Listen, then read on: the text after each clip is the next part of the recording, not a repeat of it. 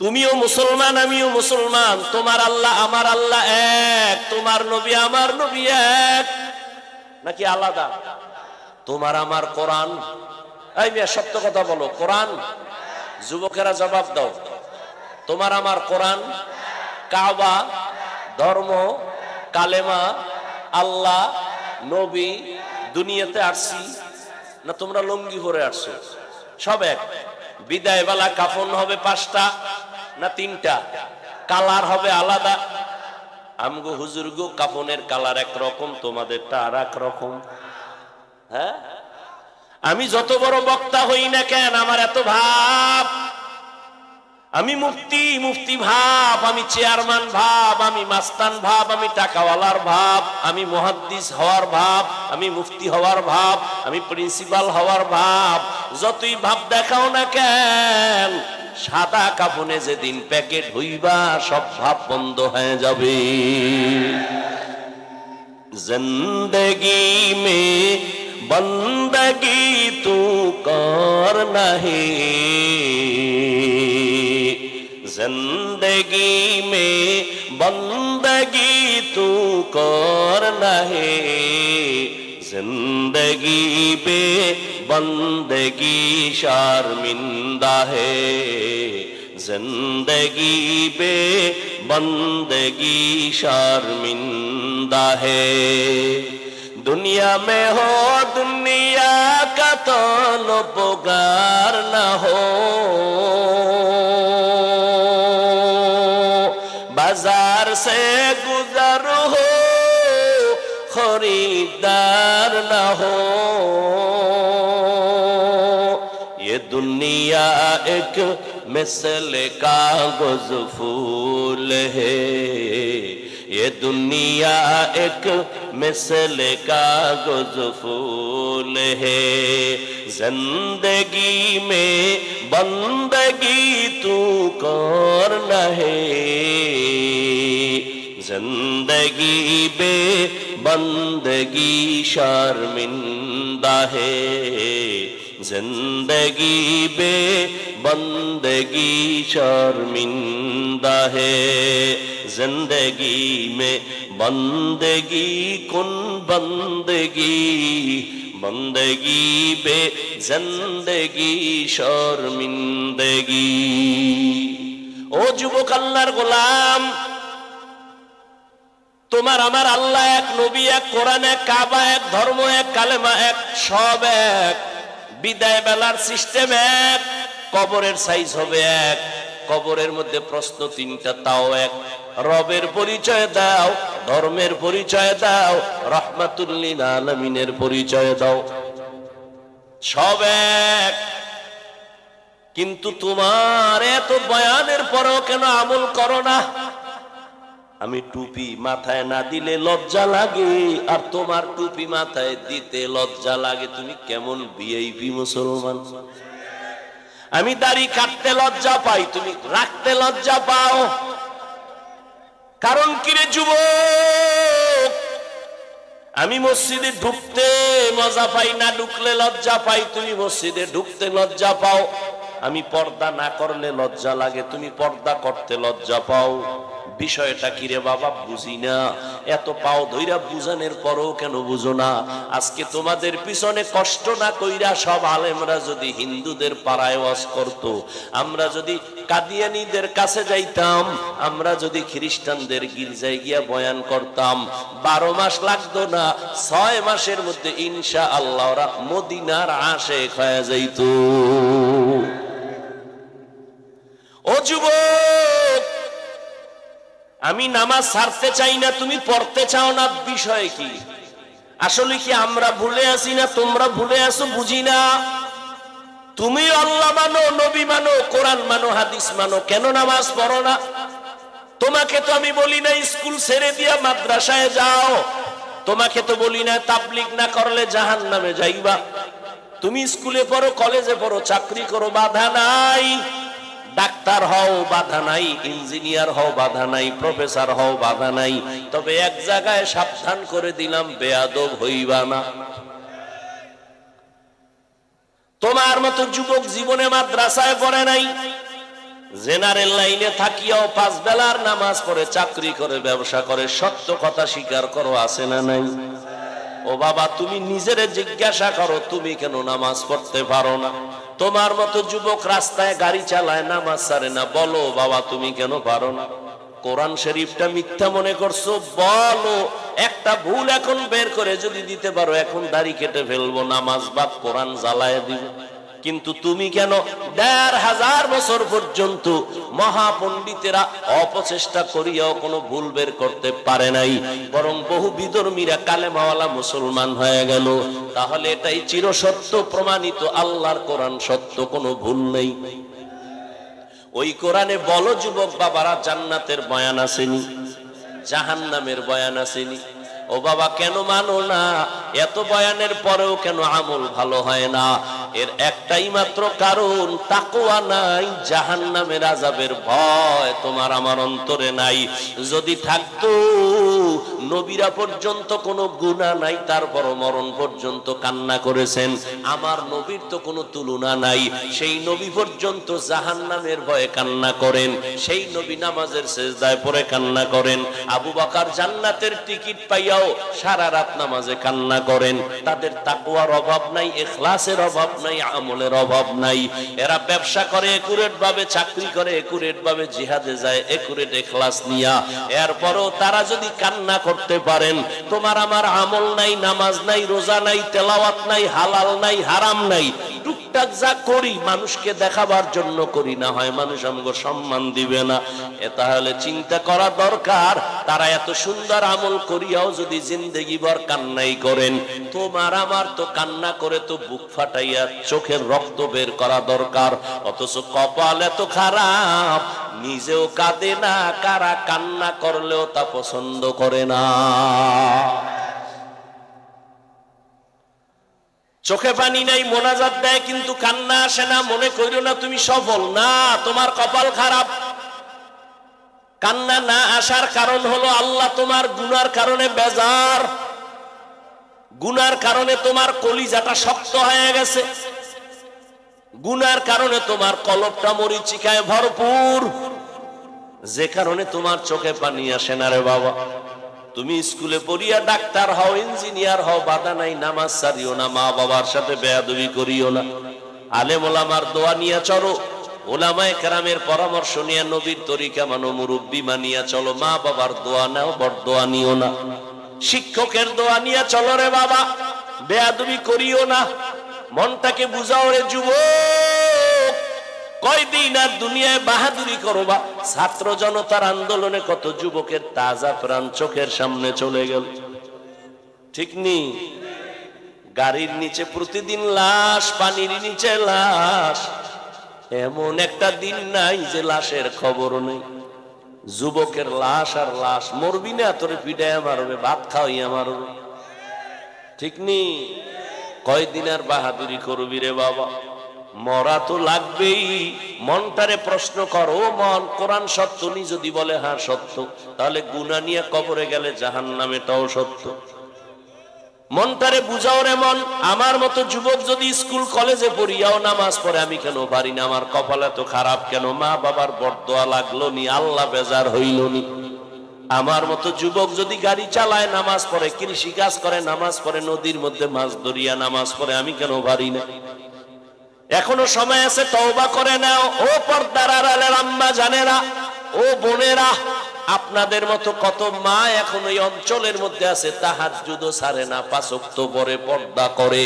ও বোনেরা, আপনাদের মতো কত বোন এখনো আছে, স্কুল কলেজে পড়িয়াও নামাজ পড়ে, পর্দা করে, মোবাইলে গুনাহ করে না, নাই? বোনেরা আপনারা কেন পারবেন না? ও আম্মা জানেরা কেন পারবেন না?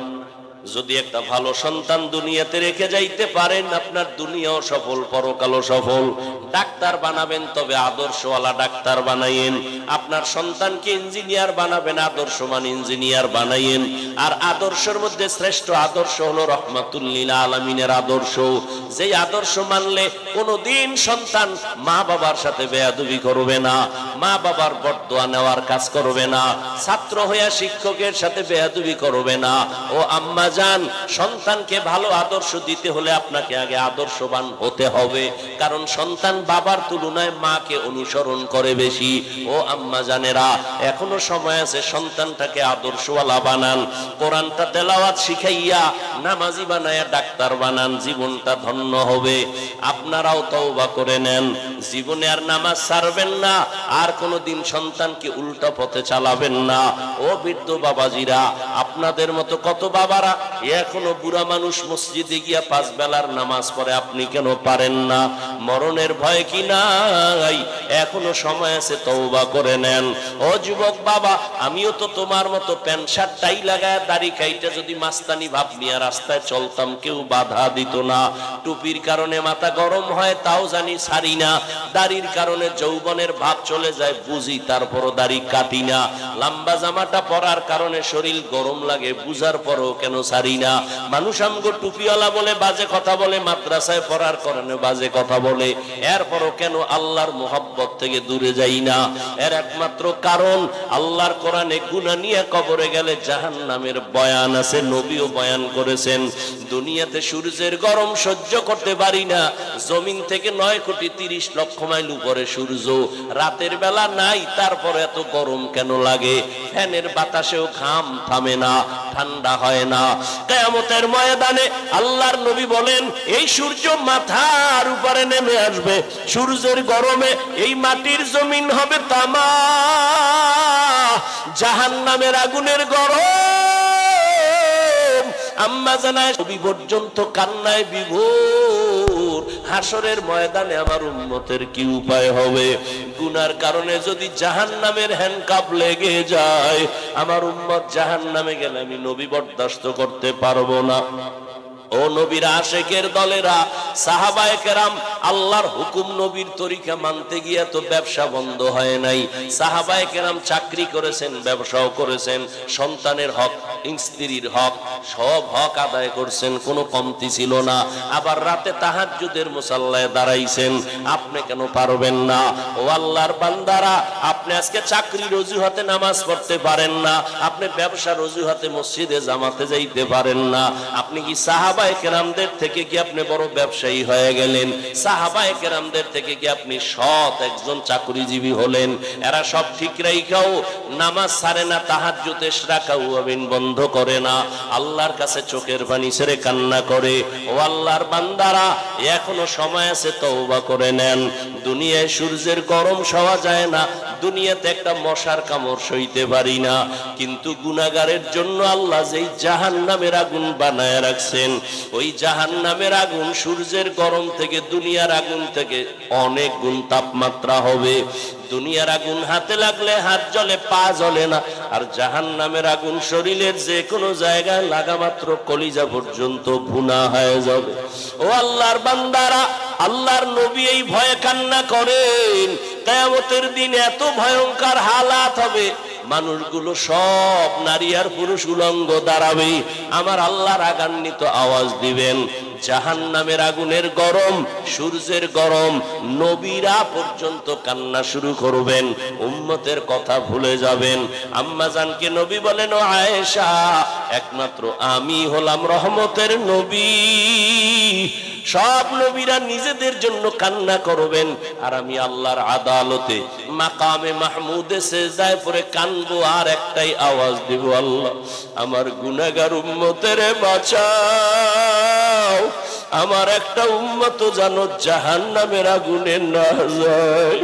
ও আল্লাহ, আমার বাবা ছিল না, মা ছিল না, শুধু উম্মতের মহব্বতেই ছিলাম, আমি এখন উম্মত চাই, একটা উম্মতের জাহান্নামে দিলে আমি জান্নাতে যাব না।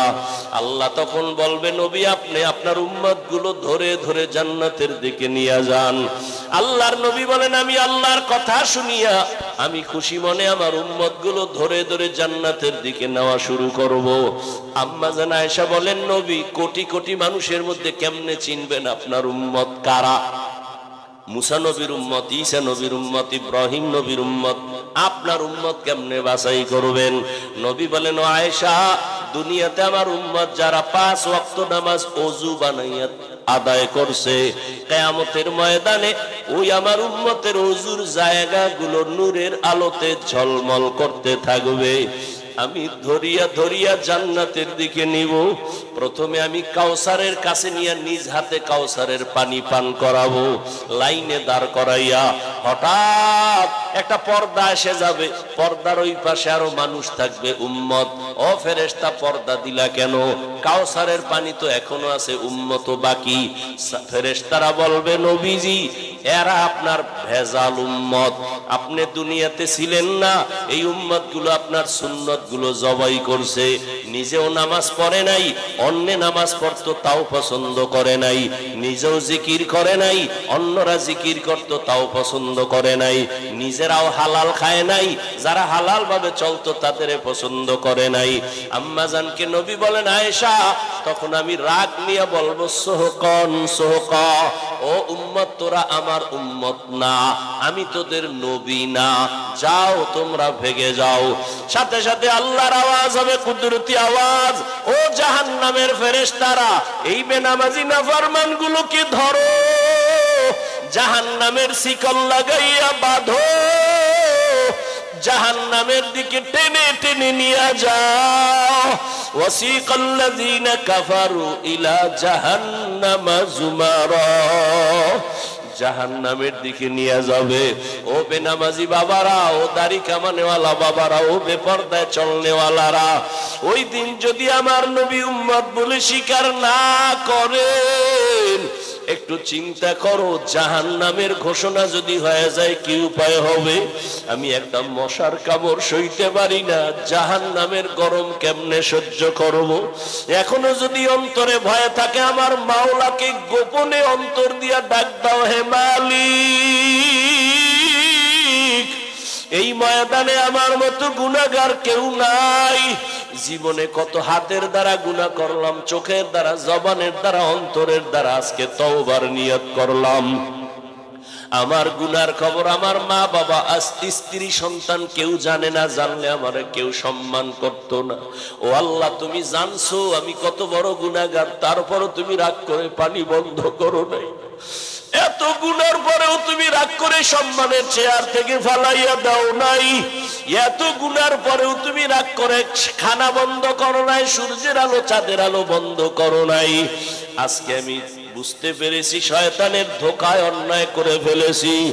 ও যুবক বাবারা, ও মা বোনেরা, ও বৃদ্ধ বাবাজিরা, মনে মনে আমার মালিকের বলো, ও আল্লাহ, আর গুনাহ করব না, আর মা বাবার সাথে বেয়াদবি করব না, দাড়ি কাটবো না, বেপরদায় চলবো না, হারাম খাবো না, উলামায়ে কেরামের পরামর্শ নিয়ে চলবো। তওবা করার মতো যদি অন্তর তৈরি হয়, মুনাফিকি না থাকে, খাঁটি তওবার নিয়ত যাদের আছে, আল্লাহর ভয় যাদের আছে, নবীজির মোহাব্বত যাদের আছে, মুনাফিকি নাই। জীবন চলিয়ে গেল আর নামাজ ছাড়বা না, বেপরদায় চলবা না, দাড়ি কাটবা না, মা বাবার দোয়া নিয়ে, উলামায়ে কেরামের পরামর্শ নিয়ে চলবা। এরকম খাঁটি তওবার নিয়ত যাদের আছে, দুটো হাত আল্লাহকে দেখাইয়া দাও। আয় আল্লাহ, হাতগুলো কবুল করে নেন, তওবা কবুল করে নেন, তওবার উপরে মজবুত হইয়া চলার তৌফিক দান করেন, আমিন।